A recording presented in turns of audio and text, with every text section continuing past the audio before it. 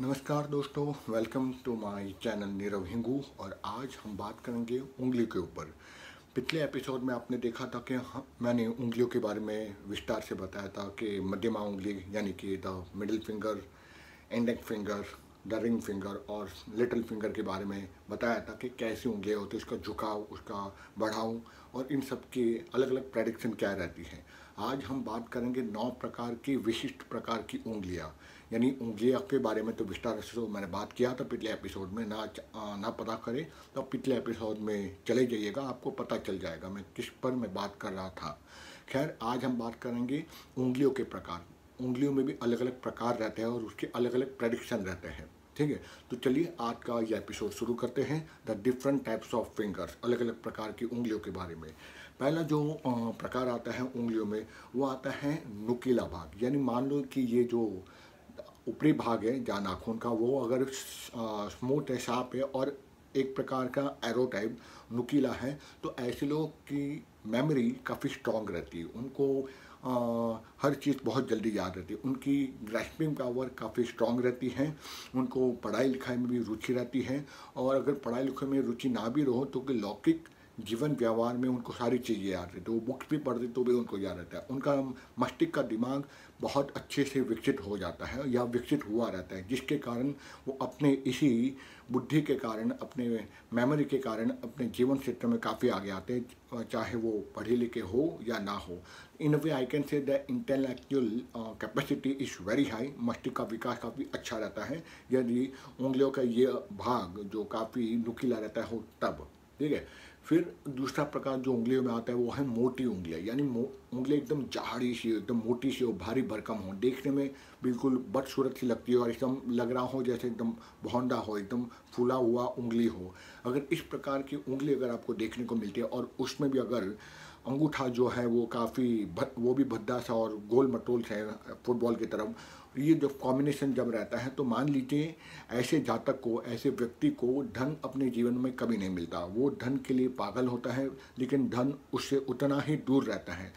I mean to से वो एक प्रकार से गरीबी वाला जीवन जीता है। इसीलिए मोटी उंगलियां होना, काफ़ी अत्यधिक मोटी उंगली होना वो भी अच्छा नहीं है। वैना इसे मोटी उंगली होना मतलब ये है मेरी नॉर्मल उंगली है। अगर ये एकदम इसकी वीड एकदम काफ़ी बड़ी हो जाती है तो समझ लीजिए that is out of the way, out of the ratio and proportion. इसीलिए कहते हैं कोई भी चीज़ की अति मात्रा में होना अच्छी बात नहीं है और इसीलिए मोटी उंगलियां निर्धनता का प्रतीक माना गया है। तीसरी प्रकार की जो उंगली आती है, जो प्रकार आता है, वो आता है क्या कहते हैं, चपटी यानी कि फ्लैट। यानी उंगलियां अगर आप देखते हो कि ये मेरी गांठदार उंगली है, ठीक है, इसको फिलोसफिकल बोलते हैं, उस पर भी मैं आऊँगा।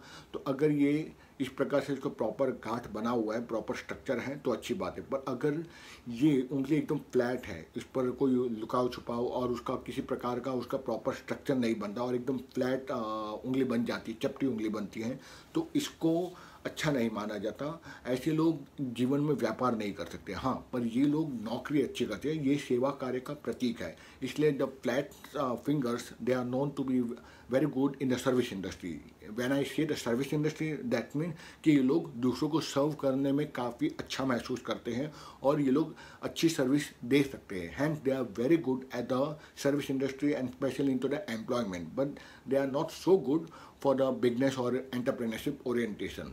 हैंस फ्लैट उंगली जब अगर आप देखते हो, चपटी उंगली, समझ जाइए ये सेवा कार्य के लिए बने गए हैं। ठीक है, अब आती है पांचवा प्रकार, एक सीड में। यदि एक सीड में सारी उंगली रहती हो, फ्लैट हो और उसमें ज़रा भी स्पेस ना रहती हो, जैसा आप मेरा देखो, मेरी उंगली का आप देखोगे कहीं पर बीच में स्पेस नहीं, हल्का सा है, आपको शायद नहीं दिख रहा होगा। तो ये इस प्रकार से जब एक सिर में सारी उंगलियां आ जाती हो, यानी इसमें भी आप देखोगे कहीं पर भी कोई ऐसा नहीं कोई उंगली बाहर है, कोई एक उंगली अंदर की तरफ झुका हुआ, एक का बाहर है, एकदम फ्लैट है और एक सीट में है सारी उंगलियां। जब ज्योतिष शास्त्र कहता है जब एक सीट में सारी उंगलियां रहती हैं तो ये लोग काफ़ी भाग्यशाली रहते हैं, उनको सारा प्रकार का सुख मिलता है, धन संपत्ति, वैभव, धन धान्य, अच्छी पत्नी, अच्छा घर, अच्छा मकान, खुद का मकान, वाहन सुख, एक प्रकार से संपूर्णता, ईच एंड एवरीथिंग। सिर्फ पैसा ही सुख नहीं माना जाता, सारी चीज़ें होनी चाहिए। और इसीलिए शास्त्रों में एक श्लोक है, धनम धनम धनार्णम कीर्ति आयु यशस्यम दुर्गान दत्तिन पुत्रान अष्टलक्ष्मी प्राच्य में।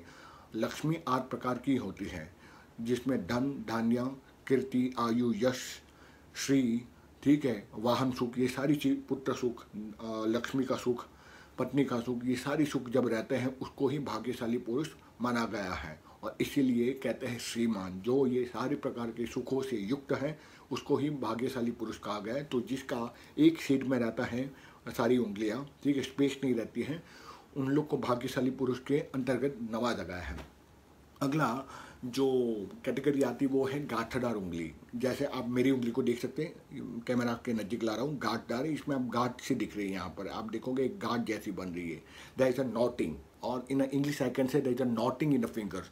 जब गांठदार उंगली रहती है तो ये इंसान को फिलोसोफर आउटलुक दे देती है। तो ये लोग काफ़ी गहन विचार करते हैं, they are a very good thinker, their intellectuality level is very high, they like to go in to the deeper study और हायर स्टडी। स्टडीज़ में उनका रुझान काफ़ी अच्छा रहता है। अगर स्टडी कंप्लीट भी हो जाती है तो बुक्स से उनको काफ़ी प्रेम रहता है, बुक से काफ़ी नॉलेज लेते हैं, अलग अलग रिसोर्सेज से, अपने मेंटर से ये लोग नॉलेज बहुत गेन करते रहते हैं। In a way they are crazy, they are hunger for the knowledge part, they having the very good knowledge and wisdom also. And the best part, the naughty fingers, the गांठदार उंगली, they are very good philosopher also. उनकी philosophical outlook रहती है और उनकी knowledge और wisdom बहुत high रहती है। तो ये एक अच्छी बात मानी गई है।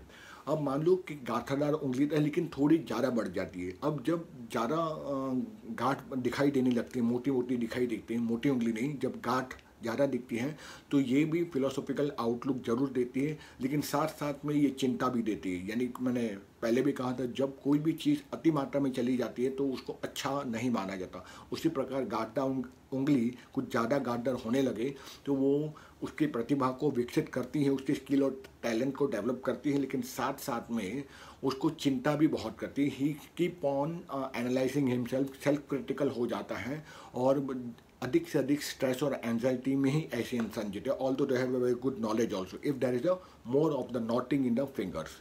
अब मान लो एक्सट्रीम नॉटिंग, ठीक है, सातवां जो आता है प्रकार वो है एक्सट्रीम नॉटिंग। जब एक्सट्रीम नॉटिंग आ जाता है तो ये क्या करता है, उसकी सारी स्किल को समाप्त कर देता है, उसको निर्मोही बना देता है। निर्मोही मतलब उसको किसी प्रकार का अटैचमेंट रहता है। In a way they become unsensitive, very less sensitive human. इसलिए उसको धीरे धीरे उसको मोह खत्म हो जाता है और वो ज़्यादा से ज़्यादा समाज से कटना में अपने आप को बिलीव करता है। दूसरी बात है कि एक्सट्रीम नॉटी और गांठदार फिंगर आपको पॉसिमिस्ट एटीट्यूड बना देती है, यानी ऑप्टिमिज्म, यानी कि आपको क्या कहते हैं कि एक प्रकार से आगे की तरफ ना लेके जाके आपको निर्मोही बना देती है, प्लस आपको ऑप्टिमिस्ट एटीट्यूड करके पॉसिमिस्ट, यानी हर चीज़ को नेगेटिव एक्सपेक्ट में देखते रहना, ये एक आदत हो जाती है। तो it is not a good finger if you are having extremely high knotty finger, that will give the hard work, that will give the stress, tensions, pessimistic attitude, a negative outlook toward the life and the people and situation, plus it will cut off from the socialization also. The person will become isolated also. Okay, and the eighth finger, the यानी आठवां प्रकार finger का, वो है चिकना, यानी एकदम smooth surface रहता है। ठीक है, कहीं कहीं पर फिंगर में अगर हार्शनेस भी दिखे तो समझ जाओ उसका एटीट्यूड और उसकी बिहेवियर पैटर्न काफ़ी हार्श होगी।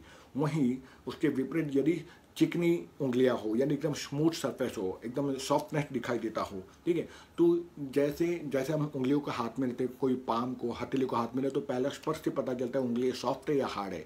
अगर सॉफ्ट उंगली है, चिकनी है, तो इसका मतलब है कि ये लोग काफ़ी सेंसिटिव नेचर के रहते हैं, बहुत ही जल्दी हर्ट हो जाते हैं, इनको काफ़ी जल्दी बुरा लग जाता है। दूसरा है दे आर वेरी फेथफुल, यानी वो लॉयल भी रहते हैं रिलेशनशिप को लेकर। और तीसरी बात कि this people are having very good faith in to the people and they trust in the almighty also, आस्थावान रहते हैं, तो हर चीज़ को पूरी नॉलेज और पूरी शिद्दत के साथ करते हैं। तो they are a very good loyal as a friend, as a relative, as a business partner, as a employees also, जिसकी उंगलियां सॉफ्ट और चिकनी रहती हैं। और अंतिम में आती है गांठ रहित, ठीक है, अंतिम जो है 9वां या 10वां जो भी है, जो उंगली है उसका जो प्रकार है वो है गांठ रहित। पूरी तरह से गांठ ना हो, मसल्स अंदर कम रहते हो, ठीक है, सूखी हुई उंगलियां रहता है, ऐसा लगता है सूख गई है पूरी तरह से, ठीक है। तो ऐसी गांठ रहित जो उंगलियां रहती हैं ये क्या करती है, ये भी फिलोसॉफिकल बना देती है, ठीक है। पहले के प्रकार में मैंने देखा गांठदार उंगली फिलोसोफल बनाती है, पर लेकिन एकदम ही गांठ रहित उंगलियां भी फिलोसोफल बनाती है, पर इसके साथ साथ में ये मानसिक तनाव बहुत देता है इंसान को, तो वो मानसिक तनाव में ऐसे ही मर जाता है। और साथ साथ में पॉजिटिव आउटकम ये भी हैं, अगर गांठ रहित उंगलियां हो तो ये इंसान को बहुत अधिक धार्मिक बना देता है, कभी कभी इतना धार्मिक बना देता है कि ये पूरी तरह से सुपरस्टिशन में, यानी जिसको हम क्या कहते हैं कि अंधविश्वास में चला जाता है। तो इस प्रकार से गांठदार उंगली फिलोसॉफिकल, गांठ रहित उंगलियां फिलोसॉफिकल आउटलुक देता है, लेकिन प्रबल आस्थावान और प्रबल धार्मिकता और रूढ़ि चुस्तता की तरफ भी उसको खींच के लेके जाता है। तो दोस्तों, आज ये मैंने बात कही उंगलियों के प्रकार के बारे में कि 9 से 10 प्रकार हैं उंगलियों के। आशा रखता हूँ आपको अच्छा लगा होगा ये एपिसोड, तो लाइक कीजिएगा, कमेंट कीजिएगा, and please do subscribe to my channel and keep sharing and keep watching and keep motivating me. Thank you very much for watching my channel. मिलते हैं अगले एपिसोड में, तब तक के लिए नमस्कार, जय भारत।